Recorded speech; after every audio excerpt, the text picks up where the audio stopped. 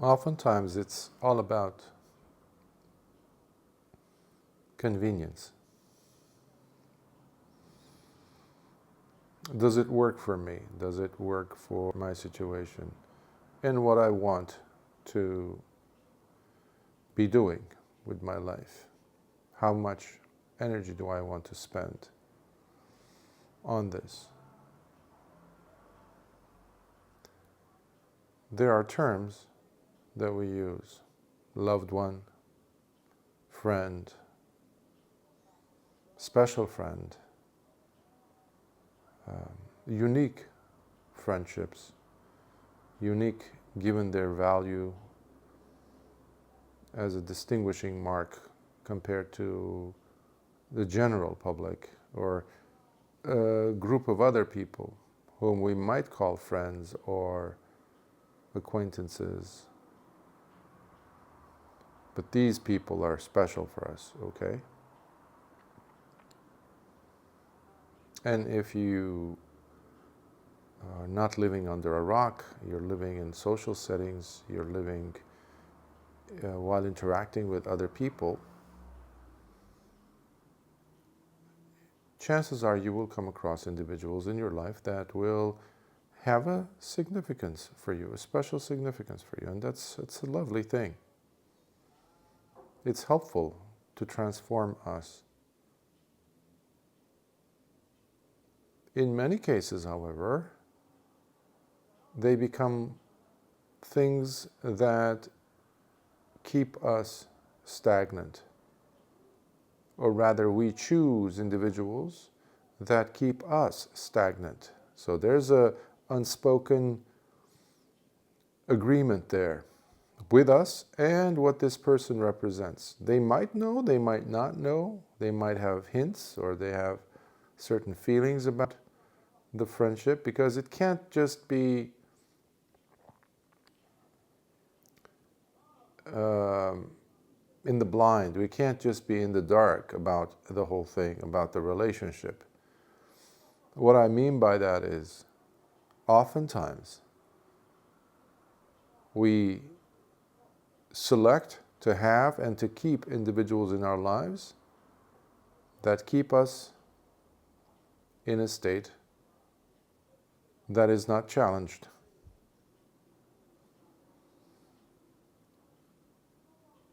In a state of mundane and, as I said, non-transformative, unchallenged state. Okay, how important is that? To be challenged, to be transformed. Well, if you remove that from life, then it becomes really a state of being stuck. Stuckness. Now, you can choose any arena in life, any field of endeavor in life where you don't excel, where you don't get pushed, and you stay where you are. The person, in some cases, physical, like really on a physical level, there are many people in the world, perhaps the majority, that have never left their hometown, that they've never went outside of it, their village, their city, their town, their country, to just explore, just to get a glimpse of what exists outside. And similarly, on a subtle level, or intellectual level, or emotional level,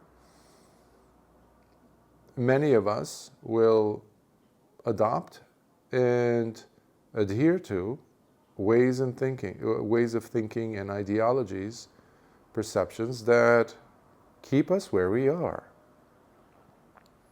Why? Because it takes ATP, it takes energy, it takes effort to transform.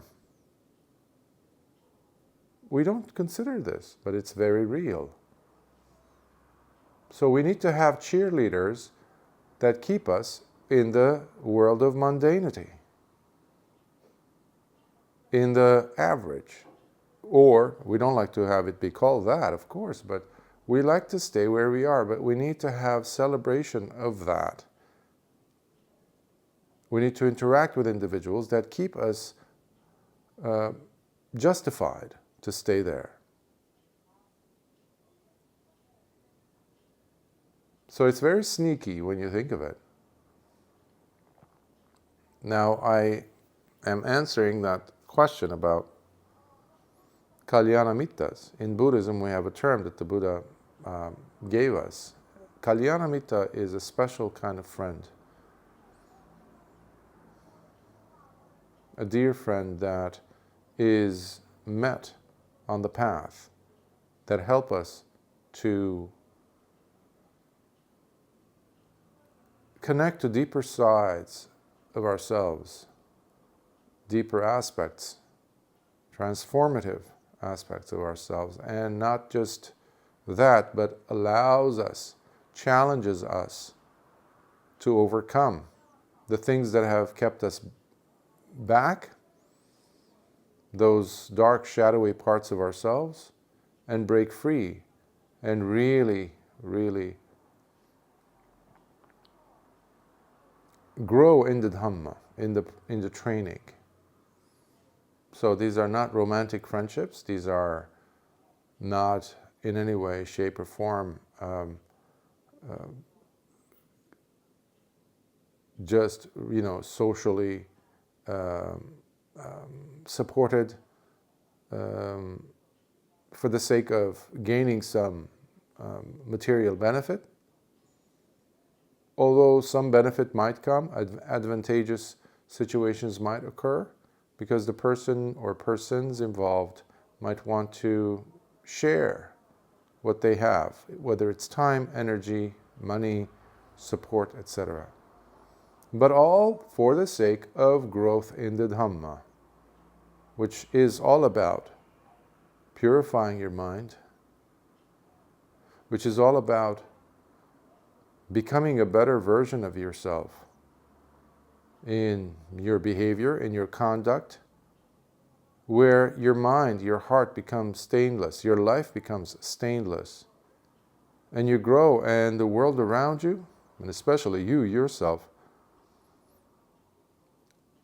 gain so much benefit from the Dhamma, but especially in this context, through the support gained by the presence of Kalyānamittas. Now, Kalyānamittas are not there to keep you in mediocrity. If it's a true Kalyānamitta, get ready, because they will shake you up with their honesty. So you don't hide things from them. You can't hide things from them. They're not used by you to hide things or hide yourself from. Now, most people hide themselves from these so-called loved ones that we have in our lives, friends, this and that. That's why you keep going out, and the friend is maybe feeling the need to work on themselves, but they don't, and they call you up, and you want to work on yourself, but you don't. Yeah, let's go out for a movie, let's go out for coffee, let's go out do this, let's go out over there. And what is happening? Your most valuable asset is being wasted intentionally. Why? Or how? In this case, you are justifying it because of the social contract you've just established, because of this lofty presence of a friend. And some people call it even Kalyānamitta.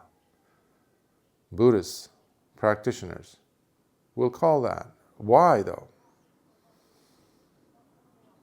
Because we have to use new lingo, new language, new terminology to hide the old, to run away from what really is important, to run away from the internal shadows and ghosts that we bear, that we have of ourselves and our future potential, which we are not so eager to go dabbling around and trying to improve upon ourselves. Why? Because it takes energy. That's why I said ATP. ATP, by the way, is adenosine triphosphate, which is the energy currency inside mitochondria. So it's a biological term, of course, but that's the energy that runs the mitochondria. And mitochondria is are the batteries, the energy, fuel sources of your entire body. Almost all cells have mitochondria in them. That's why you're able to exist, to be alive. So I'm using ATP as a metaphor to that drive to want to get up in the morning. Not just the drive, but the actual energy required to get up, to open your eyelids, requires you to spend energy. So it's energy. To pick up the phone, to call someone, to sit down and talk to someone, with someone, where you don't feel like you want to, but you do because you rather spend it there, waste your time there, than to really do the work that you have to do on yourself. Now it could be something, again, on a physical level, like going and working out when you need to. You have to, your body needs to, otherwise it's falling apart.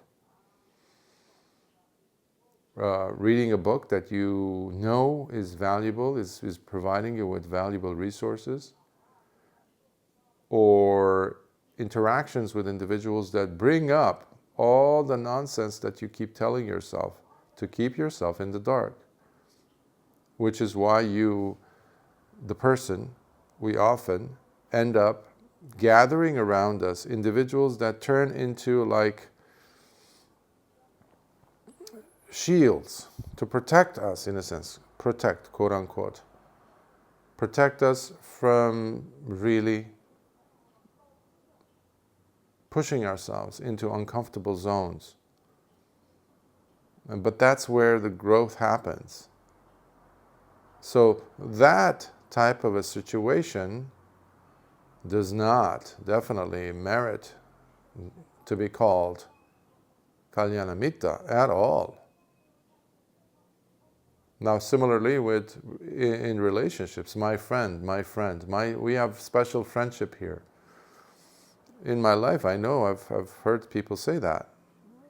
And you would believe that, given the pleasant, warm environments where such words were spoken, okay?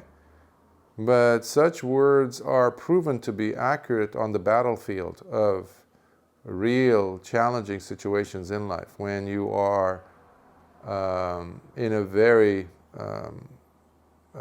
difficult position. How much of that so-called special friendship is kicking into gear, really helping you out, is when you have currency, when you have money, when you have a credit card, let's say, and you know it has good credit line on it, or the money has value, okay.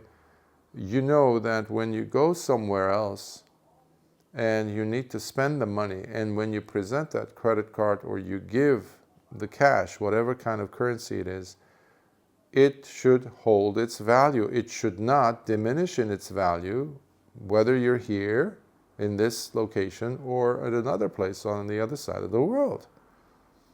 Right? So we accept this as, it's a norm. It's a normal thing. It has to happen like that. It's a socially accepted fact. But what happens when you take that card or currency and you go to another place and the person looks at it and says, there's no value in this, or it loses its value? So if you had 100 euros or $100 and you go over there, in this store you can buy things for $100. Over there they'll say, it's only worth 25. Well, there's something wrong. Similarly with these terms that we use: friend, loved one, spouse, girlfriend, boyfriend, husband, wife, sister, brother, best friend. What are these things if they don't have their own values, not diminish from one setting to the next? So these are not circumstantial. They are not terms of convenience. They are terms of endearment that hold value, that are supposed to hold value. Similarly with Kalyānamittas. So many times people will hide their social inadequacies and emotional shadows and dark sides of themselves that they don't want to touch under the umbrella that they adopt this, where they adopt this new term called Kalyānamittas, as I said, which is a lovely term for a special person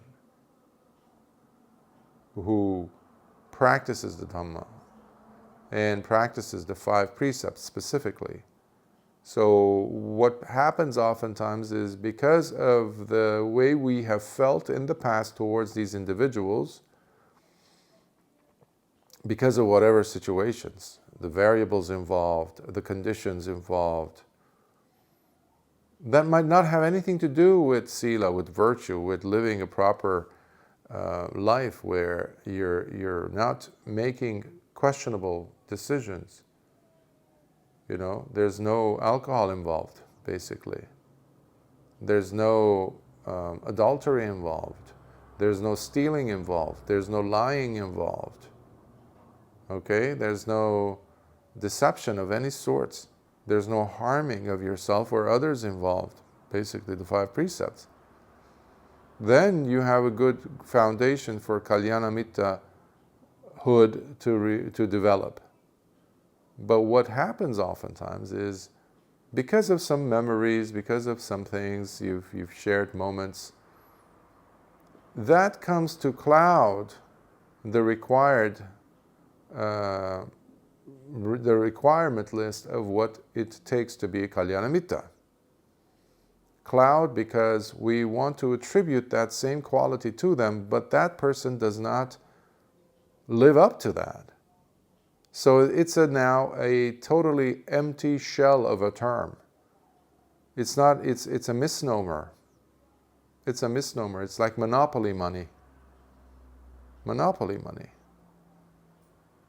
Monopoly money might actually be worth something, because when you're playing Monopoly, it's worth something, just when you're playing Monopoly. And it has to be from that game. You can't bring in money from another game you were playing with some other group of people and present that as your currency. It doesn't work like that. Of course, it's not real currency, that's why it doesn't have value, but it's not a piece of paper that you write something on it and oh, now it has value. No. So we have to ask ourselves, does this term that I'm giving to you really reflect reality, really reflect life? And why am I even giving you that name, that term of a friend? Do you help me to really challenge myself and go after those fearful, dark areas that everybody else I know would not even touch with a 10-foot pole? Are you saying what you really need to say, or you just are saying what you feel like saying? There's a difference, you know. There's a lot of differences between the two. Because if it's a matter of convenience, then you and I sitting here is serving a purpose. And usually when there's other factors involved, like going out, this and that, so it's a social contract that we are both following. In most cases, it has no relevance to reality, no authenticity involved even. And on top of that, people add other factors, sitting down, talking, you add coffee, you add beer, you add alcohol, you add entertainment, and now what we have is a completely made-up setup. Concerts, comedy shows, movies, parties, birthdays, family gatherings, all these things are parts of that social contract where we are pretending to be authentic. Authenticity happens when you are, especially when you are alone and you're meeting your challenging situations head on, head first. Of course, you also meet authenticity, you live authenticity, but it has to come out from that truthful living that you have already accustomed yourself to living when you were by yourself. So you bring that out of you when you are interacting. There are those frictions with other people, and that is very much necessary also. When you have other individuals in your life present, where you bounce off your reality onto them, onto theirs. And the true Kalyānamittas, when they do that, there's a lot of dovetailing, that it's just connections that happen. Boom, boom, boom, boom. They just fit. Why? Because there's a dedication. There's a coda. There's a living code that is accepted by both parties. And that is living life with purity, with truth. Already you're very much within the domain of Kalyānamittahood. Then it's just a matter of you accepting to feel and see that person as such. But it's only a matter of time that happens. So inevitably. But what happens in most cases, which is the cause of this question to arise, is people want to push the square peg into a round hole and try to make it work. When you have a person who has very questionable moral values, meaning no values, or does things depending on how he or she has the mood for, where principles don't matter, where they change, they're flip-flop, they completely alter who they are. And then you have to ask yourself the question, would I do this? If I was in this situation, as they are now, would I behave like this? Well, I'm not behaving like this, and I'm still here. I'm in this environment, and I'm sharing the same environment. I'm not doing that. And this is rubbing me the wrong way. That's why the question is arising.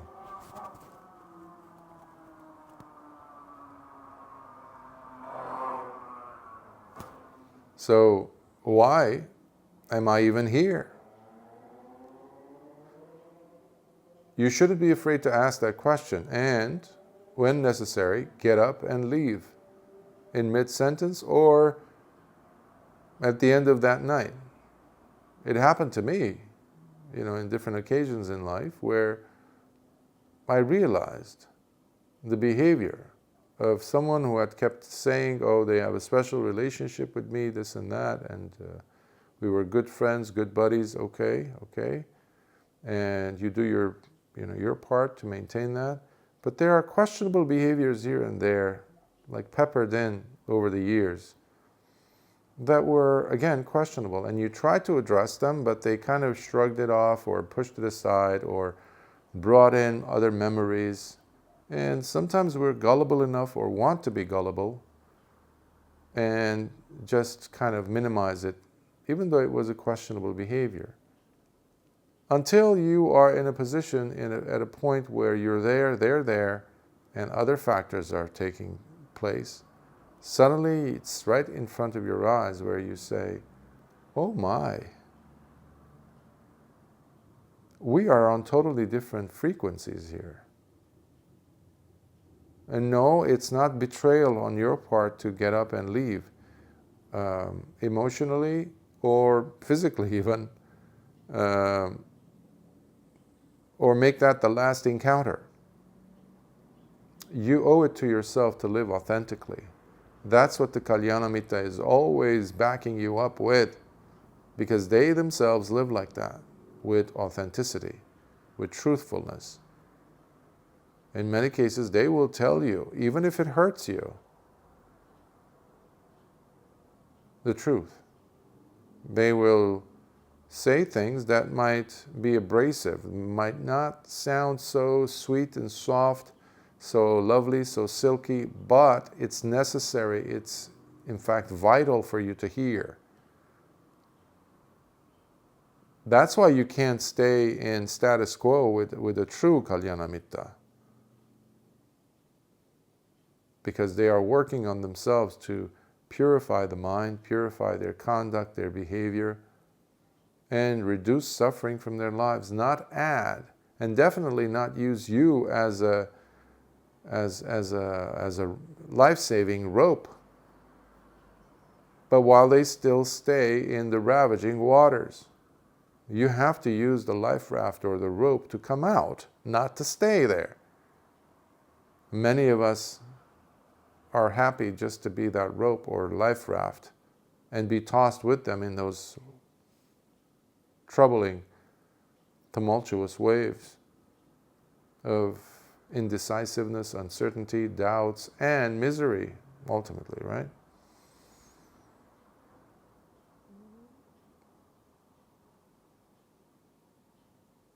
So,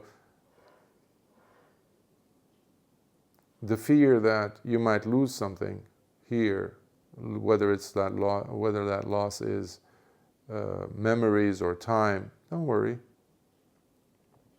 Ultimately, what we need to be afraid of is losing ourselves. And that is the reason why you come home from such shallow encounters with such people and you feel like you wasted something. You've in fact even, I dare say, betrayed yourself. Betrayed your truth, betrayed your authenticity, and that hurts. That hurts. Far more than you saying goodbye to a relationship that doesn't seem to go anywhere. And this is the fear that many people, that stops many people from really living authentically. And they end up in toxic environments, toxic relationships. It could be intimate, romantic, or it could be socially imposed, like families. So you have to understand that you, above all, owe it to your own truth, the way you live. If your truth is about shallowness, you will go ahead and live like that, continue living the status quo, and gather around you individuals who are as shallow and keep you in that state of mundane world. But if you're raising this question already, it means that you don't belong in such a realm. And individuals who really challenge that status quo to come out and to say, why am I in this relation? Why am I feeling empty at the end of every single interaction I have with you? That person is saying, I want to be happy. That's true happiness. Because you know there's something big over there. It might have been something that was triggered because you really met someone somewhere, a teacher, a friend, a real Kalyānamittas, and that tasted totally different. They weren't asking for anything from you. They weren't asking you to sacrifice your time with them to spend over something silly and stupid, wasteful, but something that left you with a treasure. Not the treasure, empty so-called treasure of memories. No, memories, If the memory is truly worthwhile, then you should still feel enriched by it even now, even if it happened 10 years ago. Because there needs to be evolution taking place within you. You have to leave behind, abandon, relinquish the old version of you. And that's what a Kalyānamittas does. puts you in a situation, asks questions, challenges you, reminds you, in this case, of the Dhamma, of the teachings that help us improve upon ourselves. Most people don't understand that, in fact, or consider even, that the Dhamma is not about going and worshipping a new religion, taking up dogma, taking up new principles and making that your, thing for you to worship, That's not the Dhamma. The Dhamma is all about you, the individual. It has everything to do with you. Improving your quality of life, socially, emotionally, physically, yes, even financially. It has everything to do with that. But above all, to give you that sense of fullness that comes from no longer going outside of yourself, giving up your values, principles, seeking happiness through others. No longer. It comes through you first. And for that we have sila. I mentioned the 5 precepts. The other is samadhi, the practice of mind cultivation. Because of these two and the presence of the teachings of the Buddha, you have a reference, you have a guide, you have instructions, which we need. We need instructions. It doesn't work without it. And the instructions are not about the Buddha saying, you come and worship me, come and worship my words. Not at all. Absolutely the opposite of that. It has to be personally practiced. Whatever teachings you get from the Buddha, they have to be personally validated. That's one of the requirements for it to be Dhamma. Otherwise, it's not Dhamma. All these years that the Buddha taught, the Dhamma that is available, it's all given under the condition that it has to be personally experimented, tested, and validated by the individual, each of us. Through what means? Well, through your life, and the outcome has to be based with, has to have within it more tranquility, more clarity, and more happiness, and less suffering. If there's less and less and less and less suffering in your life, given your decisions and your choices that you're making in life, in your actions, mental, physical, or verbal, then you're practicing Dhamma. So to support that, you need Kalyānamittas. Not to dull the effect of Dhamma, not to push you away into mediocrity, no. But real Kalyānamittas that will anchor you in the Dhamma, support you.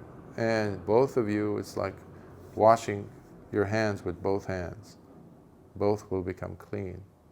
Both will grow and transform yourself where you become totally unidentifiable to the people that knew you in the past.